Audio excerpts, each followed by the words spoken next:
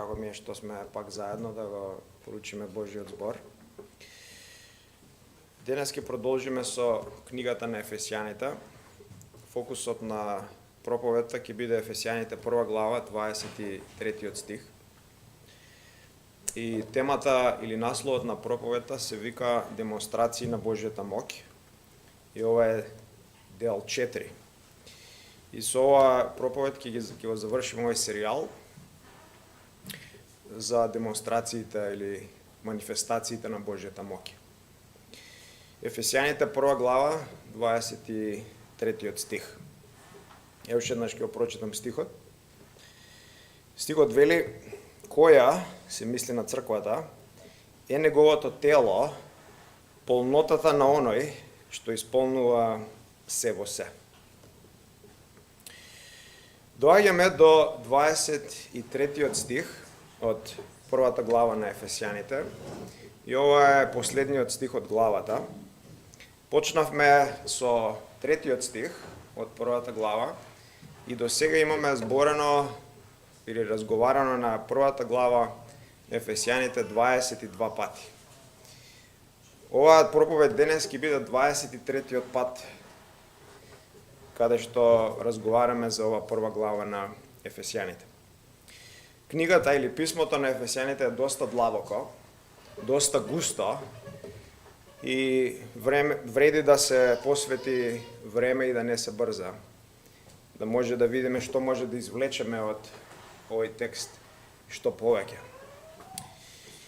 Пред да почнеме или пред да се нурнеме во стихот, добро е да направиме еден преглед или едно кратко резиме на првата глава од ова писмо. Како што кажавме, е дека писмото на Ефесијаните е писмо на благослови. Павле сака да објасни, да долови колку Бог не благословил во Христос, колку масивни, широки и големи благослови ни дал како верници. Еден човек кој долго години бил бездомник во Чикаго, една вечер отишол во христијанска мисија и откако ја слушнал пораката, го изел оброкот и отишол да си легне. Тоа било неговата последна ноќ на земјата. Овој човек умрал во сиромаштија и во мизерија и без пријатели. Она што не го знаел е дека во Англија го чекало наследство од над 4 милиони долари. Властите го барале, но не успеале да го најдат, зашто немал адреса. Бил бездомник многу години.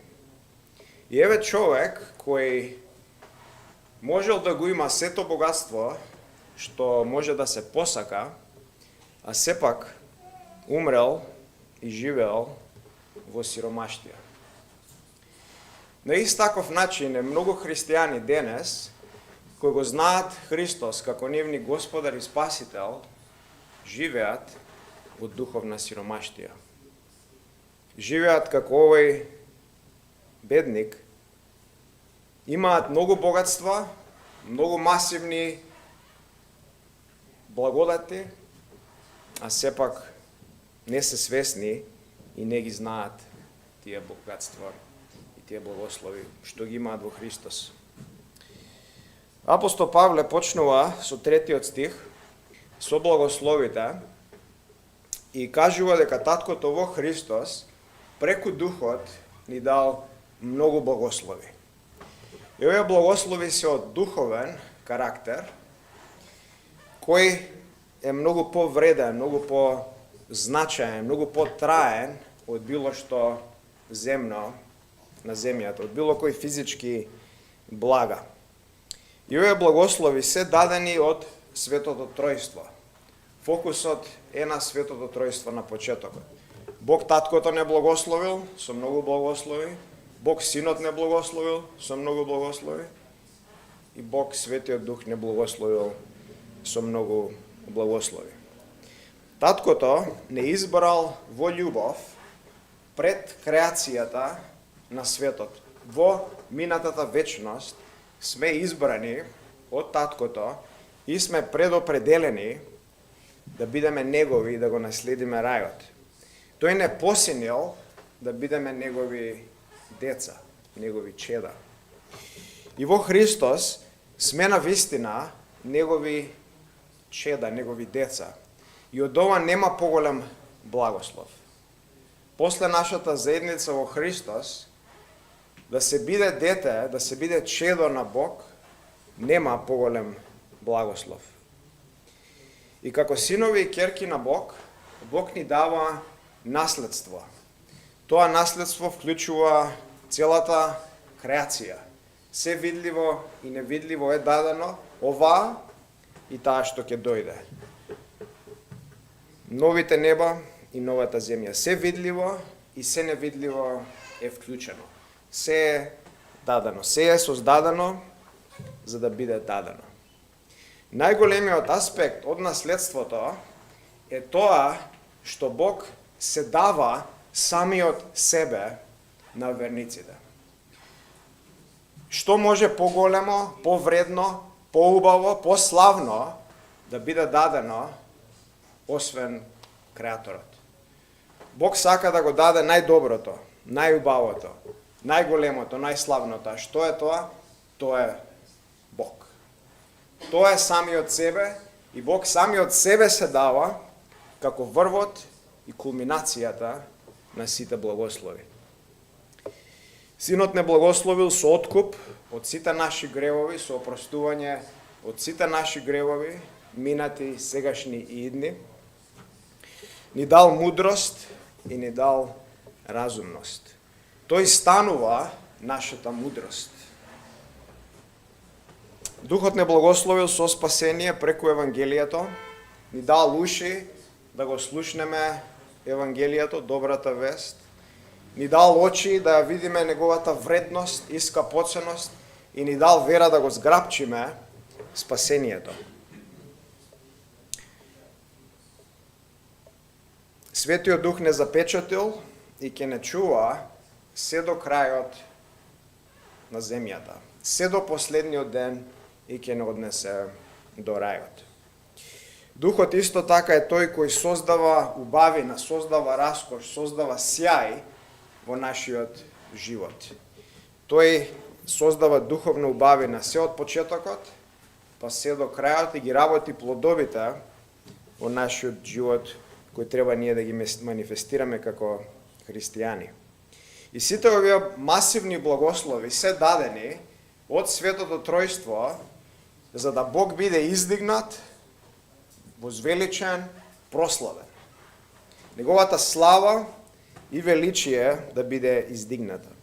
Сите овие благослови се дадени да биде издигната масивноста и големината на Божјата милост, на неговата добрина, на неговата благодат, која е дадена слободно во изобилие на гнасни грешници како нас, кои не заслужуваат ништо освен вечни маки во пеколот. Кажавме дека Божјата слава е сумацијата, е збирот, е синтезата на сите Божји карактеристики и атрибути. Таа е неговата енормна, бескрајна масивност, неговата тежина. Таа е исто така неговата убавина. Божјата слава е поврзана со огромна, блескава и заслепувачка светлина и страшен, ужасен оган кој никогаш не престанува да гори. И ние како индивидуи сме создадени во сликата и во подобието на Бог и имаме капацитет да го познаеме Бог, да ја видиме, да ја познаеме, да ја вкусиме оваа слава и да живееме за оваа слава. И ако тоа не го направиме, ако промашиме да ја видиме и да ја запознаеме оваа слава, се распаѓаме и умираме. Божјата слава и доброто на човекот се поврзани. Човекот е создаден за Божјата слава, да ја види, да ја вкуси, да ја запознае и да живее за Божјата слава. Тоа е најголемото добро за човекот. Од 15 стих Павле почнува да се моли за овие верници и се моли тие да ја вкусат, да ја видат, да ја запознаат оваа слава експериментално во нивниот живот. Овие благослови што Светото Тројство ги дал, тие да ги видат, да ги вкусат, да ги запознаат. Очите на нивните срца да бидат отворени, да бидат просветлени, да бидат магепсани од оваа неверојатна слава која е манифестирана, која е покажена. Тие да видат масивноста, вредноста, драгоценноста, длабочината и убавината на Божјата слава.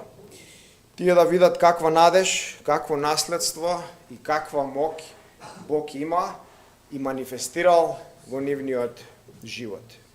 Таа Божја мок е таа која не спаси и е толку голема, толку енормна, што е помасивна, поголема од мокта што била манифестирана во креацијата на универзумот.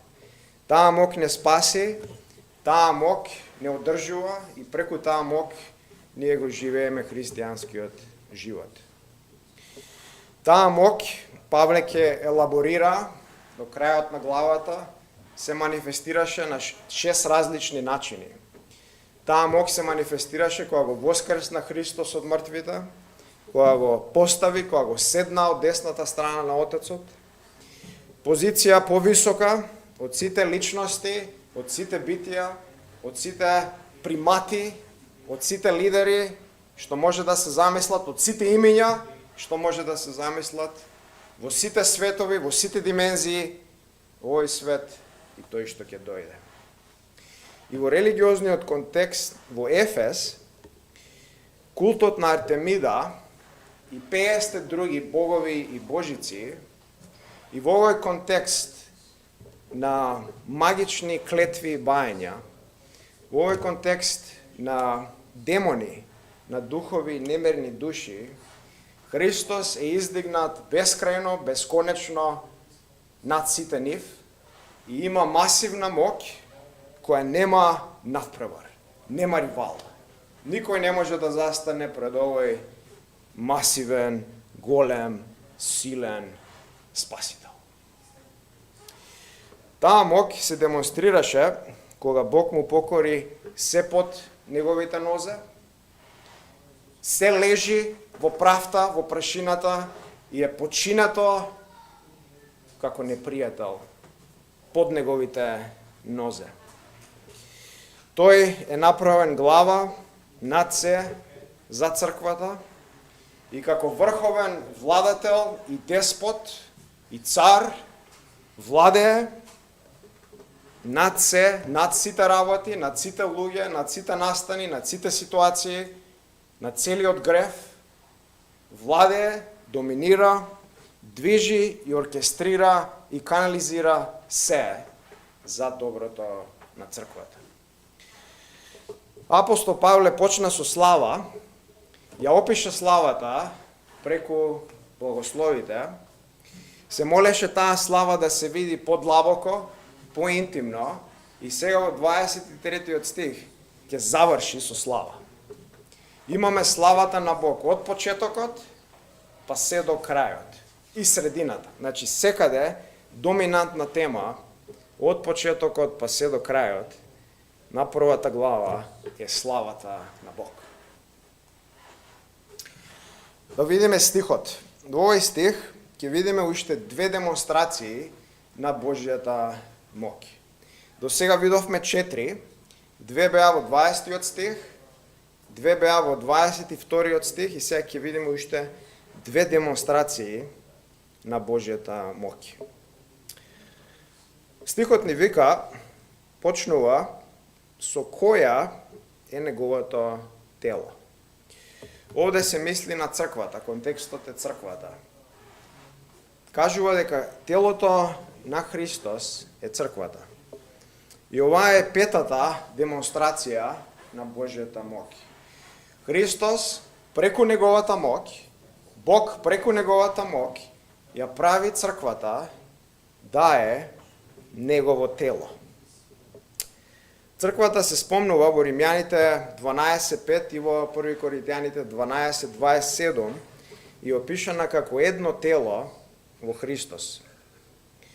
И гледаме како Павле во овие стихови се движи од нозете на Христос, главата на Христос, во 22 стих, и сега телото на Христос во 23. Главата, телото и нозете се поврзани. Тие се, може да кажеме, едно единство. Христос е главата на црквата, и се е ставено под неговите нозе, сите личности, сите битија, сите ентитети лежат под неговите нозе. Но прашањето е, која е позицијата на црквата? Дали таа лежи под неговите нозе, во прав, во прашина, подчината, покорена, змечена, како се друго? Како сите други негови непријатели. Во овој стих Павле ќе ја даде квалификацијата на која позиција е црквата. Таа не е под неговите нозе змечена. Таа е Христовото тело. Таа е едно со него, таа е дел од него. Таа е блиско до неговото срце. Христос преку својата моќ ја зима црквата, ги зима верниците и ги прави едно со него. Ја прави да е неговото тело. Зборот сома, тело, најчесто се однесува на физичко тело, на човек или на животно. Во Новиот Завет се појавува 142 пати, во делата на Павле го имаме 91 пат, во Ефесијаните 9 пати и 6 пати се мисли на црквата, на Христовото тело. Очигледно овој концепт на тело е метафора или аналогија на нешто. Христос има посебно физичко тело, кое е во рајот, кое е на небесата, кое е од десната страна на Отецот. Ние не сме дел од неговото физичко тело, туку идејата е преку оваа метафора или аналогија е да се покаже поврзаност или единство на верниците со Христос. Може да кажеме ние сме дел од неговото духовно или мистично тело. Оваа поврзаност или ова единство или оваа врска помеѓу црквата и Христос е толку силна, толку блиска, што може да кажеме е тие стануваат едно. Едно во Христос. Тоа што се прави на црквата, се прави на Христос. Тоа го гледаме, например, во Дела 9, кога Саул уште не е наново роден, ја гони црквата, ја прогонува, убива христијани. И му се јавува Христос и му вика, зошто ме гониш мене? Зошто ме гониш мене?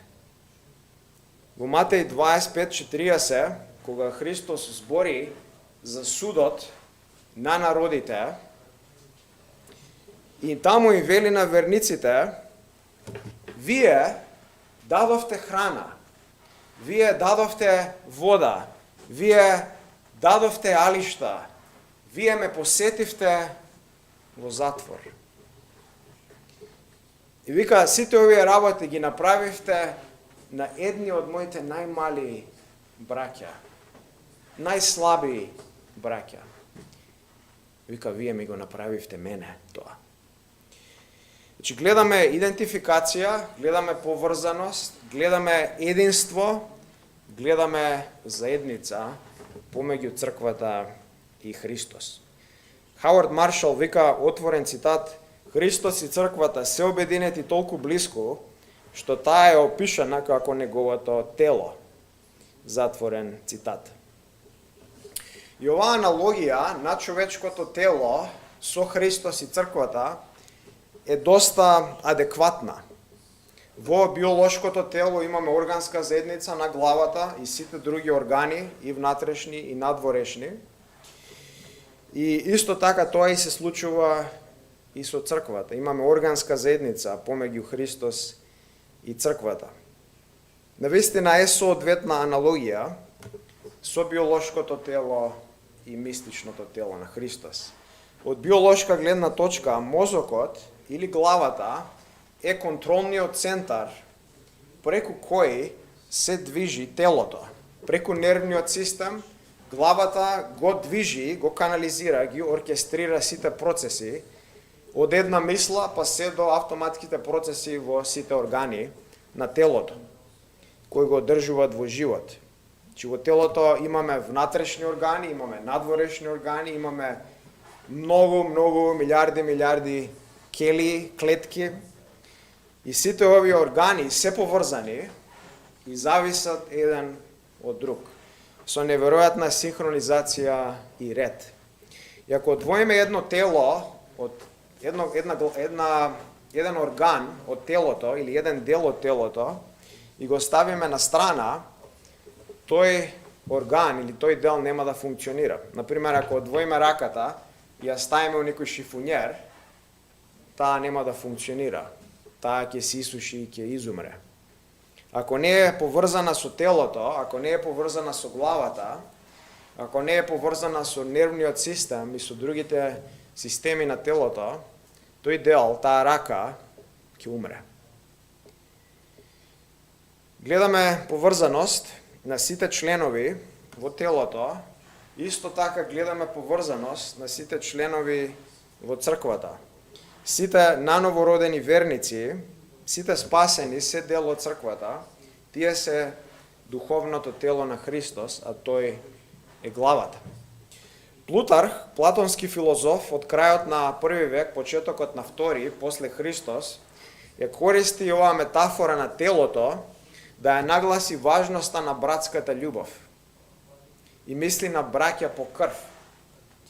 И кажува дека како што деловите во телото работат и заедно функционираат за заемно зачувување и нега, така браќата исто така во семејството треба да работат заедно и да се грижат едни за други. Тој пишува конкретно отворен цитат: како што во истото тело комбинацијата на влажно и суво, ладно и топло, споделување и нивната согласност и договор, мисли на деловите од телото, го создаваат најдобриот и најпријатниот темперамент и телесната хармонија, така преку спогодбата на браќата во семејството, домаќинството е здраво и цвета. Како хармоничен хор, ниту размислуваат, ниту кажуваат нешто несогласно. Затворен цитат. И сега Павле користи истата метафора или аналогија на човечкото тело да каже: еве како изгледа црквата. Црквата е заедница на верници, на браќи и сестри во Христос, не по крв, туку во дух. И навистина сме едно тело во Христос, сме поврзани со Него и меѓу себе, и Христос е тој што не обединува, што не спојува и не прави поблиски да сме од крвни браќа и сестри.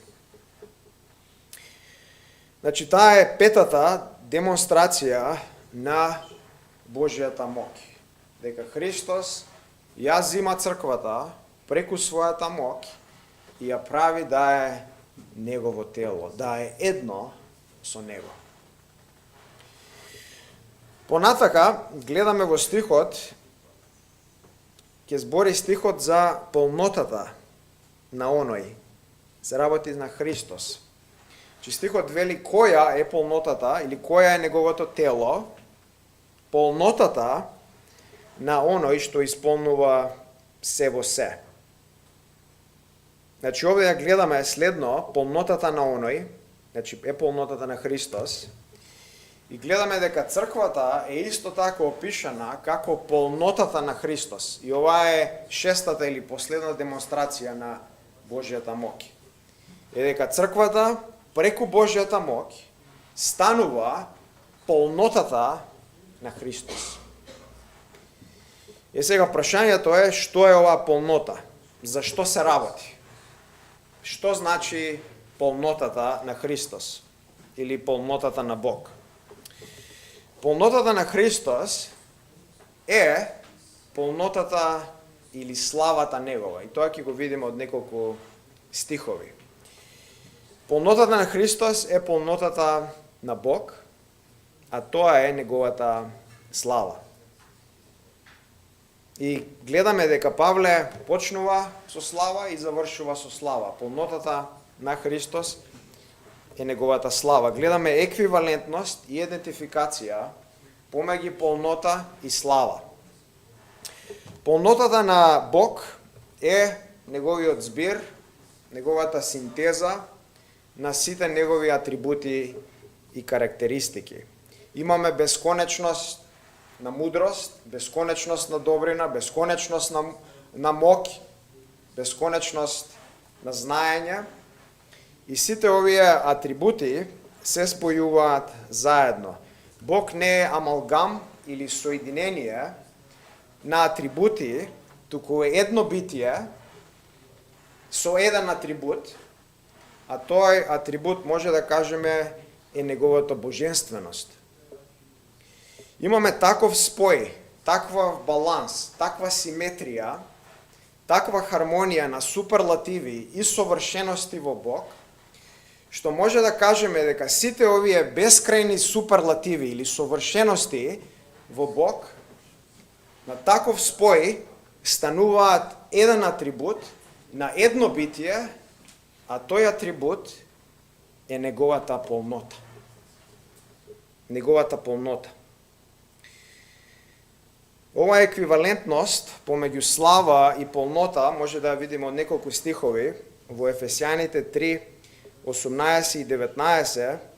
Павле паѓа на колена и почнува да се моли. Ова ќе му биде втората молитва за овие верници. И пишува Ефесјаните 3, 18 и 19, вика, за да може да сватите со сите свети што е ширината и должината и висината и длабочината, да запознаете Христовата љубов, која го надминува знаењето и да се исполните со целата Божја полнота. Че гледаме Христовата љубов е еквивалентна со Божјата полнота. А Божјата љубов е дел од Неговата слава. Понатака во Јован 1.16, Јован вика апостолот, од Неговата полнота сите примивме благодат врз благодат. Од Неговото изобилие, од Неговата полнота, од Неговата исполнетост, тој само налива, прелива, дава благослови врз благослови, добрини врз добрини, милост врз милост. Значи, од Неговата полнота тој дава изобилно благодат. Значи, гледаме еквивалентност помеѓу Христовата благодат и Неговата полнота. Христовата благодат е дел од Неговата слава. Има и други стихови, овие стихови ни покажуваат таа еквивалентност помеѓу полнотата и славата. Еквивалентност и идентификација. И сега, Божјата полнота е многу важна. Таа е основата или фундаментот или темелот на креацијата. Бог како извор, како фонтана, како сонце, како вулкан, од својата полнота излегува надвор и ја создава креацијата. Таа фонтана е толку полна, толку богата, толку гигантска, што излегува надвор во креацијата, во создавањето на космосот. Джонатан Едвардс пишува, отворен цитат, диспозицијата во Бог, како оригинална собственост на Неговата природа, на еманација, на Неговата собствена бесконечна полнота, е она што го поттикнало да го создаде светот. Така да самата еманација била насочена од Него како ултимативна причина на создавањето. Затворен цитат. Че гледаме дека Божјата полнота е изворот, е фонтаната на креацијата. Понатака, гледаме дека Божјата полнота е толку важна, толку основна, толку фундаментална, што исто така од Божјата полнота излегува спасението. Бог е толку богат, што излегува надвор да го спаси човекот во своето богатство. Джонатан Едвардс во неговата проповед Бог прославен во човечката зависност го пишува следното. Вика, отворен цитат: Бог се прославува во делото на откупување, што во него се појавува толку апсолутна и универзална зависност на откупените од Бог. Искупените го имаат сето свое добро од него и во оваа толку голема и универзална зависност на откупените од Бог е тоа за нивно добро и Божјата слава е очигледна во тоа што им се соопштува Божјата полнота. Затворен цитат. Значи, што кажува Едвардс? Едвардс кажува дека Божјата полнота се гледа во тоа што која ќе спаси грешници, тие апсолутно, тотално, целосно зависат од него. Значи, Христос е полн, е преполн, прелива и спасува празни, слаби, шупливи грешници и ги исполнува целосно нив, и тие во таа зависност апсолутна од него и од неговата полнота покажува Божјата слава. Се покажува Божјата полнота. Океј, следно видовме дека полнотата на оној, полнотата на Христос е неговата слава. Сега следно прашање е што може да прашаме е која е врската на Синот како Бог човек и неговата полнота во Светото Тројство. Која е врската? Зашто овде Христос се презентира себе си како Бог човек. Една работа што може да кажеме е дека таткото е тој кој го исполнува Христос како Бог човек. Во Јован 14:10 Господ Исус вика: не веруваш ли дека јас сум во Отецот, а Отецот е во мене? Зборовите што ви ги кажувам, не ги зборам од себе, туку Отецот кој е во мене ги кажува зборовите и ги врши делата. Значи, сум исполнет со Отецот и ги правам сите овие работи. Во Колосјаните 2:9 вика: зашто во Христос живее сета полнота на божественоста. Понатака гледаме дека Духот е тој кој го исполнува Христос како Бог човек. Во Лука 4:1 вика: исполнет со Светиот Дух Исус се врати од Јордан и беше пак одвелен од Духот во пустината. Во Јован 34:35 Јован Крстител вика: тој кој е испратен од Бог, се мисли на Христос, кажува Божји зборови и Духот го дава во изобилство или неизмерно. Бог му го дава Духот неизмерно. Таткото го љуби Синот и се му дава во неговата рака. Че гледаме како Бог Таткото го исполнува Бог Синот како Бог човек, Духот го исполнува Синот целосно како Бог човек, тој самиот себе се исполнува како Бог. И ова меѓусебно исполнување во тројството, а посебно на Синот како Бог човек, има импликации за целата креација. Павле вика во Ефесјаните 4:10 дека Христос е тој кој исполнува се. Христос е тој кој го исполнува целиот космос. Христос е тој кој го исполнува целиот космос со својата моќ, со својата сила, со своето присуство. Тој се држи во неговите раце и ако тој пушти, се ќе пропадне и ќе исчезне. Се ќе отиде во непостоење. Друго прашање е што може да прашаме е дали оваа полнота на Бог се јавува во Стариот Завет. Оваа полнота на Бог гледаме дека се јавува во Стариот Завет, доста доминантна тема. Божјата полнота или Божјата слава е таа која исполни скинијата или шаторот во време на Мојсија.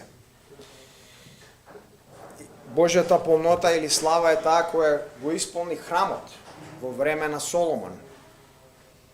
Божјата слава или Божјата полнота исполнуваше најразлични индивидуи за најразлични работи у Стариот Завет. Например, за нечиство, да се работи во скинијата или во храмот.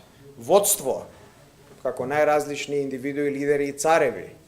Гидеон, Саул, Давид, така натака. Пророштво, ги исполнуваше пророците да пророкуваат и да зборат Божји збор. И неговата полнота исто така ја исполнува целата креација. Го имаме тоа во Еремија 23:24, каде што пишува: може ли некој да се скрие на тајно место, а јас да не го видам, вели Господ? Нели јас ги исполнувам и небото и земјата, вели Господ. Сега, Христос, како Бог човек, кажавме, е исполнет од Таткото. Христос, како Бог човек, е исполнет од Духот.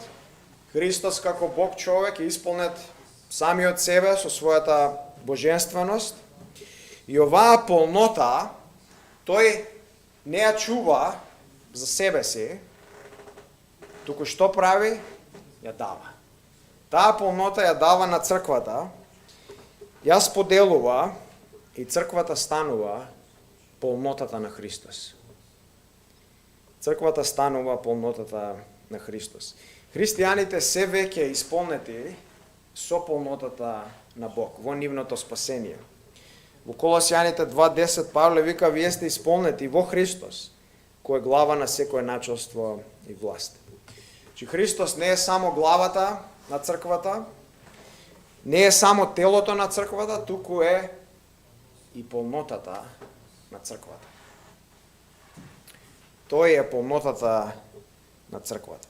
Коментаторите Джемесон, Фосет и Браун пишуваат отворен цитат: неговиот живот е незиниот живот. Црквата е исполнета од Христос. Таа е садот не на неговото вродено, туку на неговото комуницирано изобилство од дарови и благодати.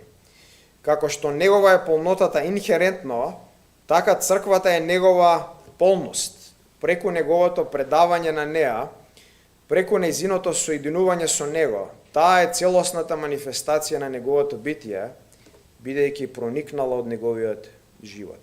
Затворен цитат.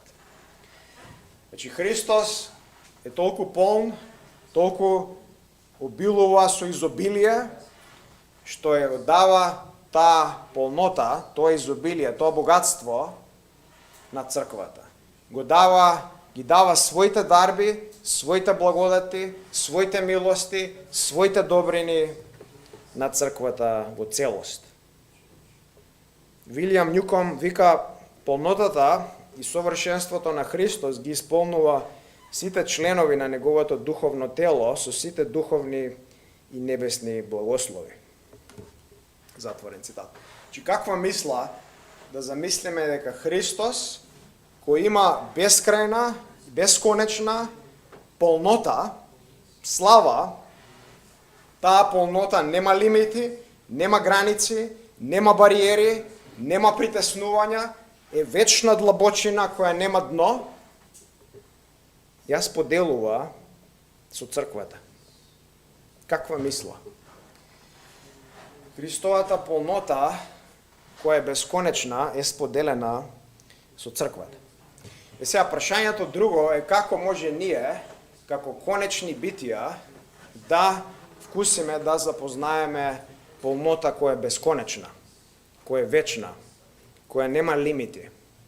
Може да дадеме една аналогија, а таа аналогија е едно пластично капаче од шише мало, да го земеме и да го наполниме со вода од океанот. И да го наполниме до крај, тоа пластично капаче. Тоа капаче пластично е наполнето со вода од океанот, но во никој случај не ја намалува водата во океанот или има некое влијание на океанот, но сепак капачето ги има сите состојки, сите елементи, сите минерали што се во океанот. Може да кажеме капачето го ја состои полнотата на океанот. Иако е мало, иако е минијатурно, сите суштински карактеристики на океанот се во тоа мало капачи. Исто и со нас. Ние сме тие мали, слаби, прљави капачиња и внатре и надвор.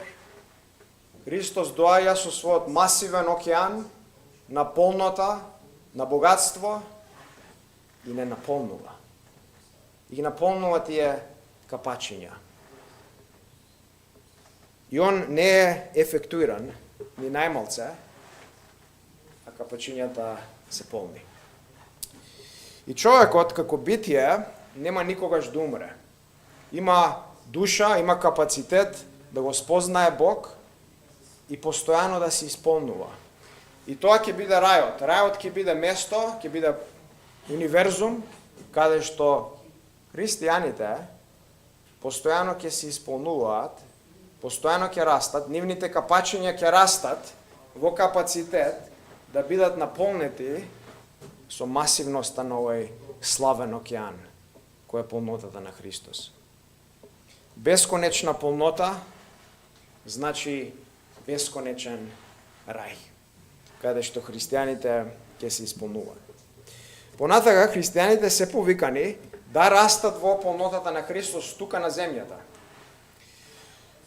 Затоа се дадени црковни служители, затоа се дадени учители во црквата да им помогнат на верниците да растат во полнотата на Христос. Во Ефесијаните 4:13 Павле вика: додека сите не достигнеме до единството и верата и познанието на Синот Божји, до состојба на совршен човек, до мерата на растот на полнотата на Христос. Значи сме повикани да растеме во полнотата на Христос. Сме исполнети, но треба да растеме, уште да се исполнуваме. Во Ефесијаните 5:18 верниците се повикани да се исполнат со Светиот Дух, да се исполнат со Божјата полнота. И верниците, ние сме исполнети со Божјата полнота, но таа полнота што ни е дадена не треба и не можеме да ја задржиме за нас.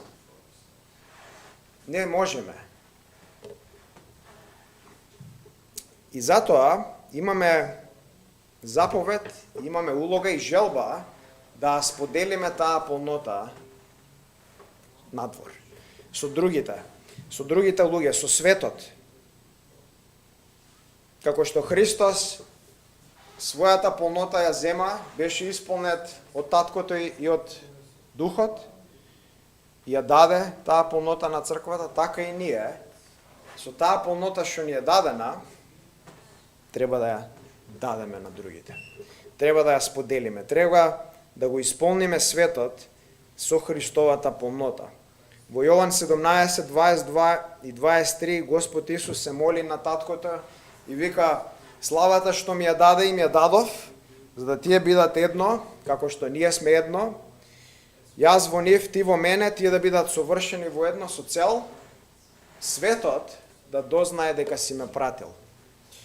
Значи, дадена е полнота, јас ви ја давам вас, одете, дајте ја, за да знае светот кој е Христос. За да знае светот дека полнотата е од Него. 2 Коринтијаните 4:10-11 го имаме истиот концепт. Сме соединети со Христос во Неговата смрт, во Неговото воскресение, сме соединети во Неговиот живот, полнота ни е дадено, таа полнота треба да ја дадеме од нашите тела надвор. Треба да го исполниме овој свет со Христовата полнота. Го исполниме овој свет со полнотата на Христос, со полнотата на Бог. Еден проповедник еднаш посетил еден човек на умирање. И отишол кај него и очекувал овој човек кој бил на умирање да побара од него некоја лична потреба, да му каже: моли се за мене, сакам да живеам, не ќам да умрам, моли се. Но на негово зачудување, овој човек кој умирал му рекол: те молам, моли се, Христовото царство да биде проширено. Моли се Христовото царство да биде проширено. И овој проповедник, пастор, се зачудил и се израдувал. И кажал, отворен цитат, ова е возвишената состојба на човечкото срце, кога христијанинот ќе заборави за себе си во помислата на царството на својот учител. Тоа е само заборавен, благословен и вечен живот, дел од неговата полнота. Ова изгледа како верник е исполнет со Божјата, со Христовата полнота.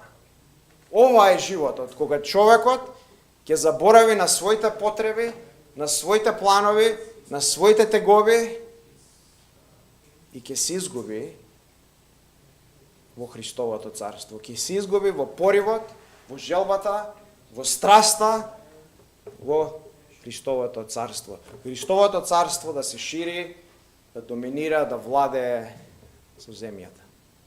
Ова е како изгледа човек исполнет со полнотата на Христос. И тоа сме повикани, задачата на црквата е да го исполни светот, да го исполни овој град, оваа земја, овој свет со полнотата на Христос. Професорот Клинтон Арланд пишува, отворен цитат, преку ова соединување, црквата не само што добива Божја сила, туку го представува тековното присуство и служба на Христос на земјата. Бог го исполнува својот план преку црквата, која зема низината насока и ја прима својата храна од Христос.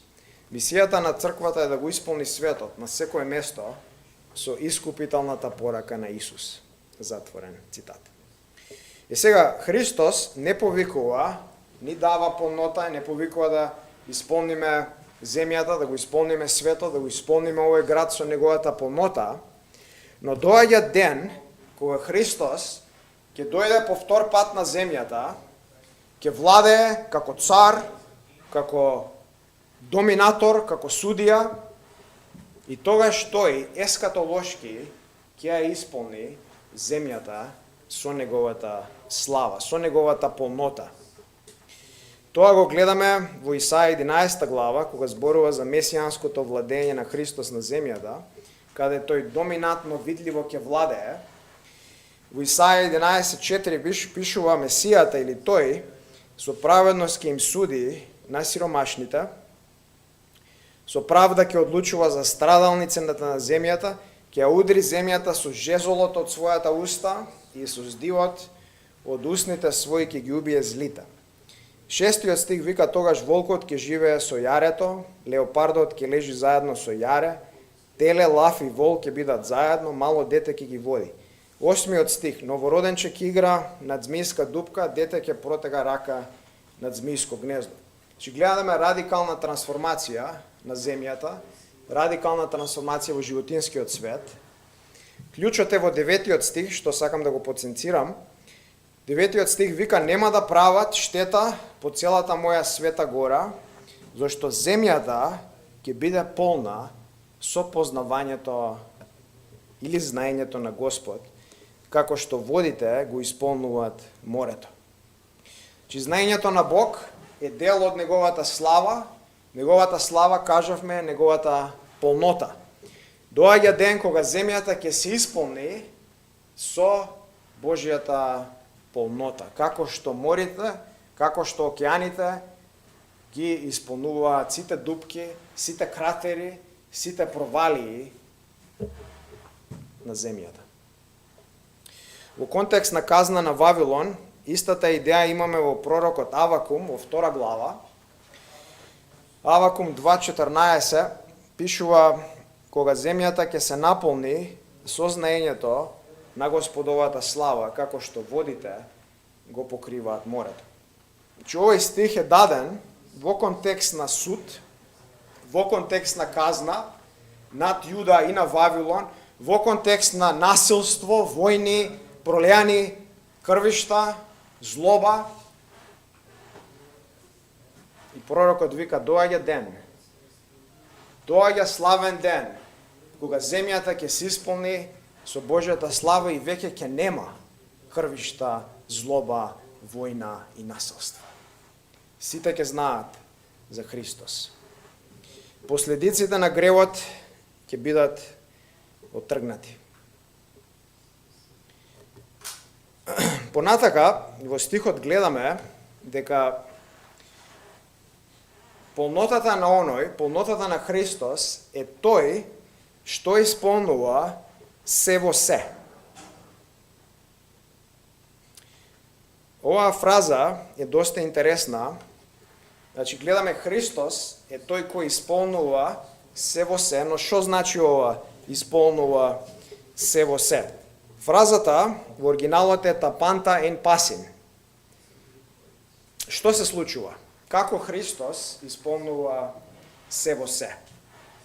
Кажавме дека Бог Таткото е тој кој го исполнува Христос, Духот е тој кој го исполнува Христос, тој самиот е исполнет. И сега Христос, како што го исполнува целата креација, или кажавме Ефесијаните 4:10, Христос е тој кој исполнува целата креација, целиот космос. Како што Христос е исполнет, ги исполнува целата креација, целиот свет, посебно, уникатно, специфично, ја исполнува црквата со својата слава, убавина и раскош. Контекстот овде, блискиот контекст е црквата. И може да кажеме дека Христос е тој кој ги исполнува сите верници со се што им треба, за да тој биде се во се. Паралелниот стих е во 1 Коринтијаните 12:6, каде Павле се моли и вика конкретно за Бог, кој е Светиот Дух, е дека тој е личноста кој дава најразлични дарби, најразлични служби на верниците, на сите верници.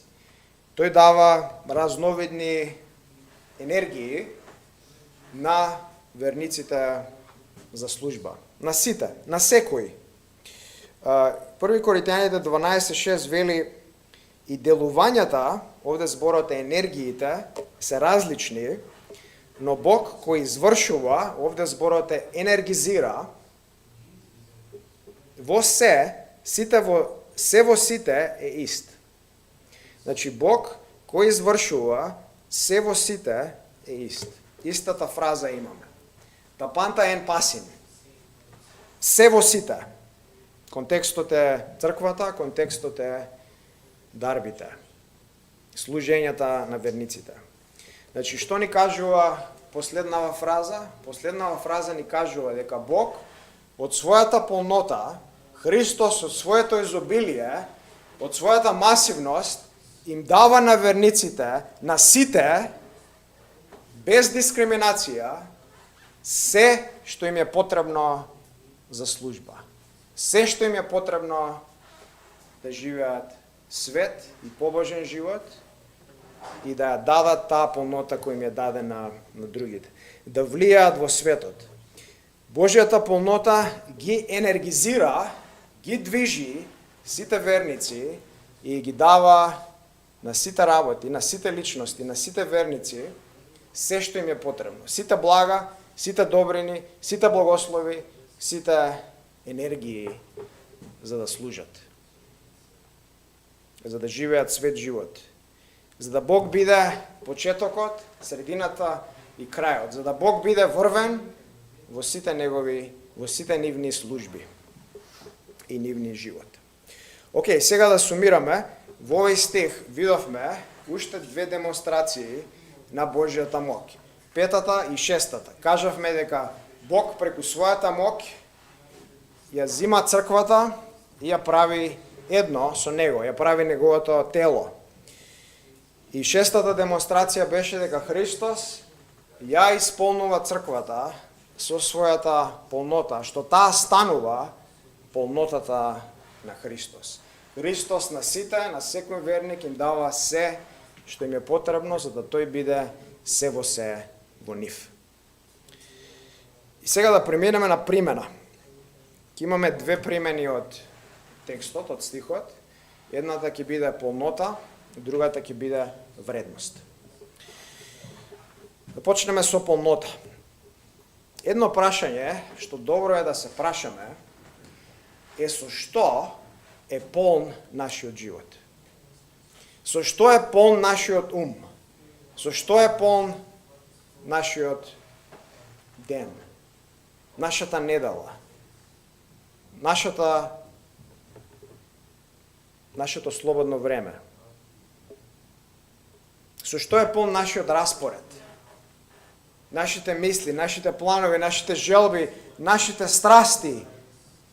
Со што сме полни? Дали сме полни со Библија, со Христос, со Светиот Дух, со љубов, со кроткост, со добрина, со понизност, со желба и помош на другите, со царството на Христос да биде проширено? Или нашиот ум е полн со празнини, нашиот ум е полн со безвредни работи, со грешни мисли и идеи, со горчина, со горделивост, со нарцисоидност, со себечност, со себељубов? Дали нашиот ум е полн со благодарност, со радост, или е полн со незадоволство, со жалење, со кукање? Колку треба да се испразниме сами од себе? Да се испразниме од својот греф, од својата горделивост, од својата нарцисоидност, од себе фокусот.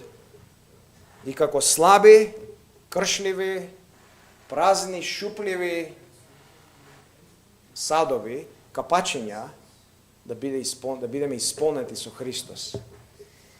Навистина сме празни, навистина сме бедни, навистина сме сиромашни, немаме ништо во нас. Немаме ништо што да му понудиме на Бог освен греф. Томас Гудвин вика, отворен цитат, христијаните се празни нешта без Христос. Ние не сме во состојба да имаме една добра мисла, сите ние сме како празни садови доведени до цевка за да бидеме исполнети. Немаме ниту една капка добро, ниту една добра мисла, подалеку отколку тоа што не исполнува Христос. Ако сме оставени сами на себе, ќе има нула во нас, ниту една капка добрина, ниту една добра милост. Очајно ни треба Божјата полнота. Очајно ни треба да не исполни. Очајно ни треба Божјото изобилие да не преполни во нашиот живот. Се чувствуваш ли слаб? Се чувствуваш ли празен денес? Се чувствуваш ли скршен? Дали твојата совест те јадат гревови? Ако гледаш дека си празен, дека си шуплив, дека си скршен, дојди до Христос. Дојди до Христос, тој ќе те исполни, ќе те преполни, ќе ти даде живот, ќе ти даде надеж. Дојди и истрчај до Него. Не останувај празен, шуплив, скршен сад. Исполни се со Него. Тој е полн и преполн да исполни слаби, бедни, скршени грешници како нас.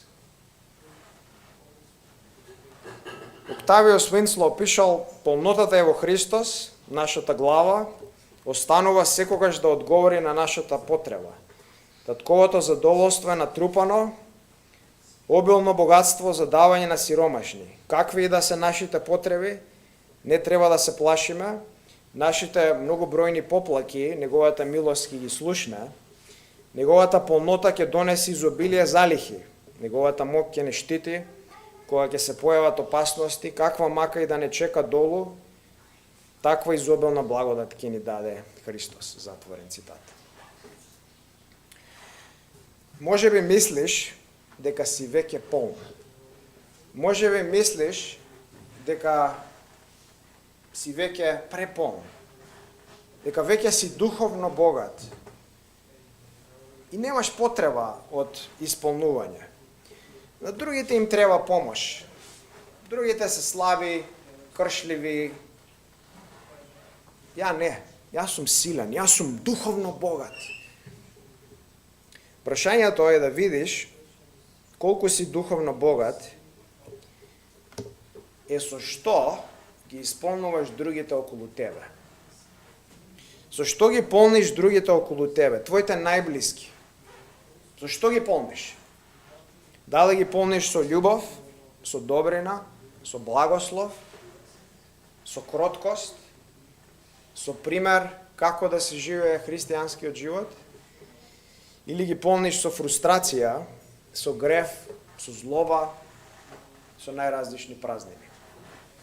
Индикаторот е со што ги полниш другите у твојот живот, ќе ти каже што има во тебе. Нели тоа Исус го кажал?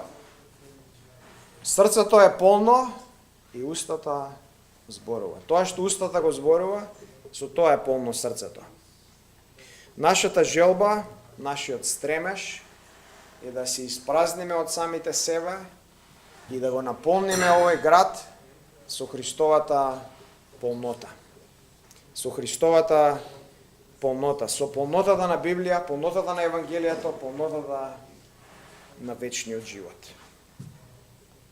Втората примена на кратко ќе биде вредност.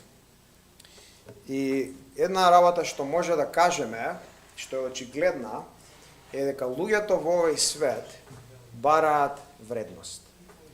Бараат значење, бараат аплаус од луѓето. Бараат да бидат фалени, да бидат почитувани, да бидат ценети, да бидат тапшани од луѓето.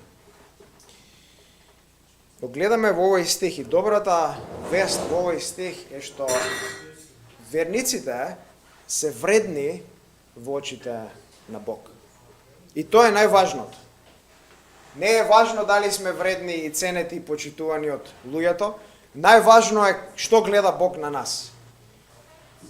И гледаме во овој стих дека црквата, верниците се вредни во очите на Бог. Не зашто има вредност во нив, не зашто се посебни, не зашто се морални, не зашто наследиле нешто, туку бидејќи Бог одлучил да им даде вредност, да им даде спасение, да им ја даде неговата полнота. Затоа се вредни. Тој одлучил да ги возлюби и да им ја даде неговата вредност. Верниците се Христовото тело. Тие се невестата Христова. Верниците се во дланката на Христос. Се зеницата на неговото око. Тој отиде, Христос отиде во страшни, ужасни маки да спаси својата љубена. Тие навистина се вредни во очите на Христос. И ова ни дава неверојатна слобода како верници е да не бараме, да не трчаме по вредност од луѓето, по нивни аплаус, по нивни почит. Туку да бидеме благодарни што во очите на Бог сме вредни и да бараме аплаусот и пофалбата од Бог. Тој на крај да ни каже добро сторено, верен и добар слуг. Тој не сака бескрајно и бесконечно и да се радуваме што во неговите очи сме вредни. Да се помолиме.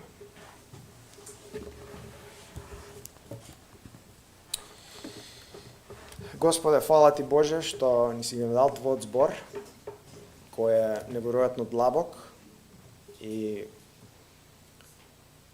убав и прекрасен, е како сладок како мед. И нашите усни секој ден го вкусуват тој мед.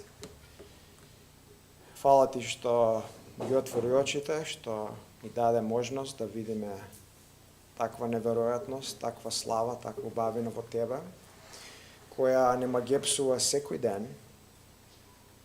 И имаме можност тука да те прославиме во црквата, да кажеме дека ти си нашиот највреден, ти си нашиот живот. Помогни ни Боже да бидеме исполнети со Твојата полнота и кога се чувствуваме слаби, скршени и празни, да трчаме кон полнотата на Христос, кој тој е полн и преполн да не напои, да не исполни, да не освежи, да ги наполни нашите батерии до максимум. Фала ти, Боже, што сме вредни во Твоите очи, што Ти умре за нас и што не направи Твоето тело и Твојата полнота и ни даде толку големи благослови, што сега да се радуваме во нив, да Те славиме, да воскликнуваме од воскит, од радост, од благодарност, што си ни дал толку многу благослови, што не сакаш, што не љубиш и ќе не земеш да бидеме со Тебе во рајот. И во Твоето име се молим.